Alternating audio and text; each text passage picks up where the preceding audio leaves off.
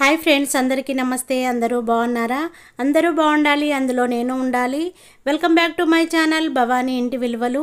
ఇంకా లేట్ ఎందుకండి, వెంటనే సబ్స్క్రైబ్ చేసుకోండి. మంచి మంచి వీడియోలతో మేము ముందుకు వస్తూ ఉంటాను. ఈరోజు చేయబోయేది టమాటా రైస్ అండి. చాలా టేస్ట్గా ఉంటుంది.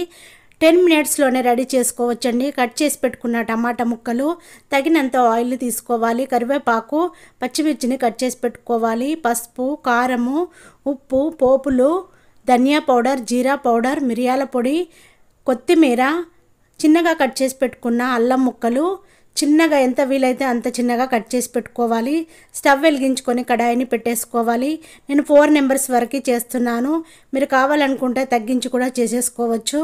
ఆయిల్ని కాస్త ఎక్కువగానే వేసేసుకోవాలి. 3 పావుల వరకు ఆయిల్ని వేసాను. పోపులని వేసేసుకోవాలి. ఆవాలు, జీలకర్ర, మినపప్పు, శనగపప్పు, ఎండుమిర్చిని వేసేసుకోవాలి. రెడ్గా ఫ్రై చేసుకోవాలి. కట్ చేసి పెట్టుకున్న అల్లం ముక్కలని వేసేసుకొని మొత్తము మిక్స్ అయ్యేలా కలుపుకోవాలి. కరివేపాకును వేసేసుకొని కలుపుకోవాలి. పచ్చిమిర్చి ముక్కలని వేసేసుకోవాలి. 1 స్పూన్ వరకు ఇంగువని వేసేసుకోవాలి. 1 స్పూన్ వరకు పసుపుని వేసేసుకోవాలి. 1/2 స్పూన్ వరకు జీరా పౌడర్ని వేసుకోవాలి. 1 స్పూన్ వరకు ధనియా పౌడర్ని వేసుకోవాలి. 1/2 స్పూన్ వరకు మిరియాల పౌడర్ని వేసుకోవాలి. 1 స్పూన్ వరకు చాట్ మసాలాని వేసుకోవాలి. మిరియాల పౌడరు కావాలంటే వేసుకోండి, లేదంటే స్కిప్ చేయండి. టేస్ట్ మాత్రము చాలా బాగుంటుందండి. మిరియాల పొడి తింటే హెల్త్కి కూడా చాలా మంచిదండి.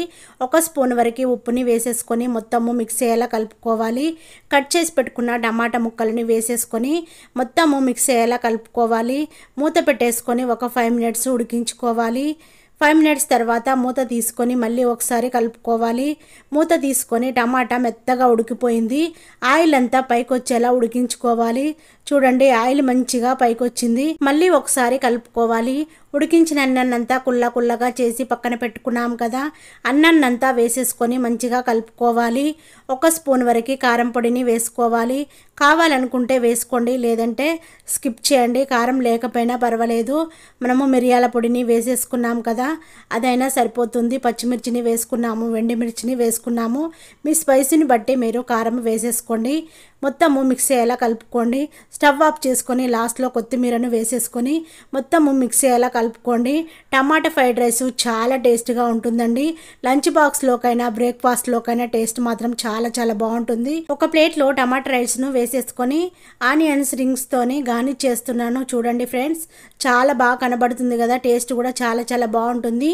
వెంటనే చేసేసుకోండి. నా వీడియో చూడగానే మీ వాళ్ళందరికీ షేర్ చేయండి. నా వీడియోకి లైక్ కొట్టండి. మీ ఫ్రెండ్స్ అందరికీ షేర్ చేయండి. నా ఛానల్ని సబ్స్క్రైబ్ చేసుకోండి. బెల్ సింబల్ వస్తుంది, దానిపైన క్లిక్ చేస్తే ఆల్ అనే ఆప్షన్ వస్తుంది. Thank you for watching. నేను మీ భవానీ.